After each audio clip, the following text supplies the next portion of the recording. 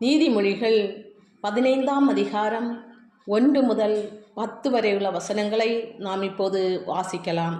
மெதுவான பிரதியுத்தரம் உக்கிரத்தை மாற்றும், கடும் சொற்களோ கோபத்தை எழுப்பும்.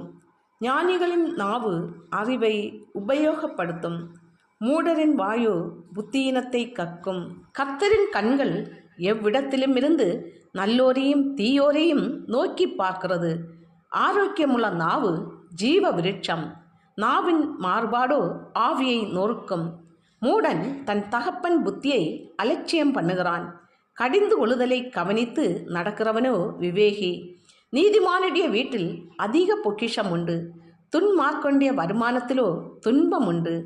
ஞானிகளின் உதடுகள் அறிவை இறைக்கும், மூடரின் இருதயமோ அப்படி அல்ல. துன்மார்க்கனுடைய பலி கர்த்தருக்கு அருவருப்பானது, செம்மையானவர்களின் ஜெபமோ அவருக்கு பிரியம். துன்மார்க்கனுடைய வழி கர்த்தருக்கு அருவருப்பானது, நீதியை பின்பற்றுகிறவனையோ அவர் நேசிக்கிறார். வழியை விட்டு விலகுகிறவனுக்கு புத்திமதி விசனமாயிருக்கும், கடிந்து கொள்ளுதலை வெறுக்கிறவன் சாவான்.